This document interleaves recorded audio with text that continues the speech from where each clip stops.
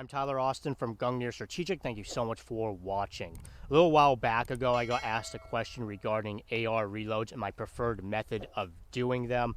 This is an internet topic that honestly people will argue about day in and day out, but it's really a stupid topic because quite honestly, at the end of the day, no matter what method you choose, so long as it's safe, efficient, effective, and you're competent at it, they're going to work just fine. There are a variety of different ways people teach to reload an AR in particular.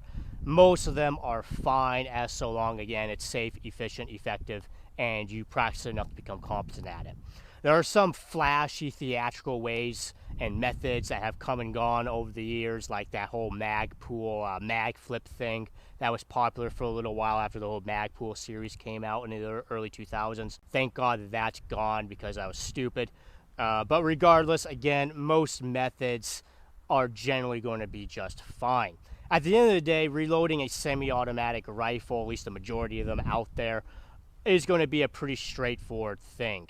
Eject the old magazine, insert a new magazine, particularly for an AR-15, ensure the magazine's fully seated, and drop the bolt or cycle the action. It really isn't that complicated. So for an AR-15, again, it is simple, right? Drop that old magazine, insert the new magazine, ensure that it is seated, drop the bolt in this case, and then re-engage if you have to. Now, with that being said, there are going to be two tips I'm going to give you on this, at least how I prefer to do it. Number one is going to be after you insert that magazine, ensure that you give it a security pull or insurance pull to make sure that magazine is fully seated in the mag well. This will save you multiple times, particularly when the bolt is forward. It can be a little bit more difficult to get a full seating of that magazine.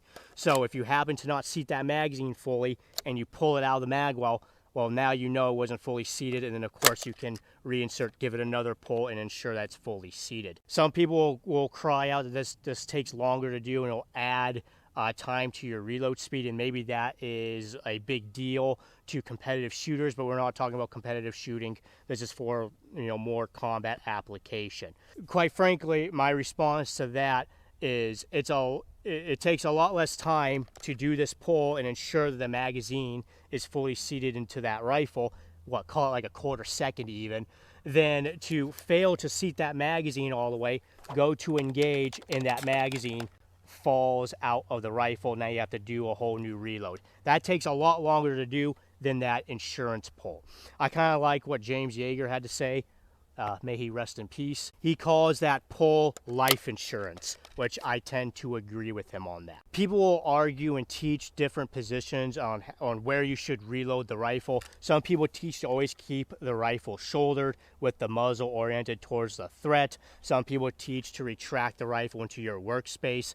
This is kind of a stupid argument to me because it's all contextual. You'll probably do both anyways. There are going to be times where you may want to keep that rifle shouldered, and there are probably going to be a lot more times where you're just going to retract the rifle into your workspace. Both are valid, and you're probably going to do both, so saying you should do one or the other is kind of ridiculous. But my one tip here, particularly when you are reloading from this retracted workspace position, is that personally for me, before I reach for the new magazine, I actually strip the old magazine out of the gun first. The reason why I like to do that is because in this position, typically when you release the magazine, particularly polymer magazines, it's not just going to fall out of the gun. This isn't a big problem with the rifle on your shoulder because gravity is in a much better position to drop that magazine.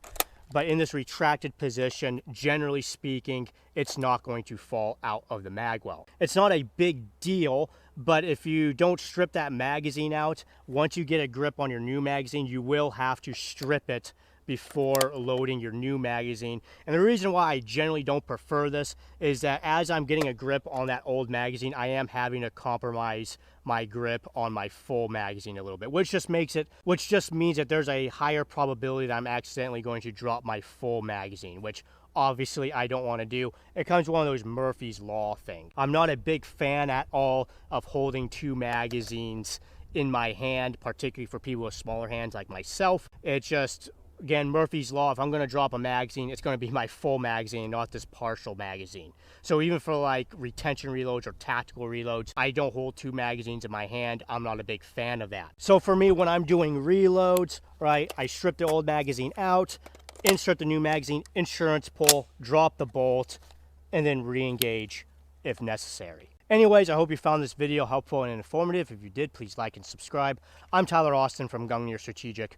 Thank you so much for watching.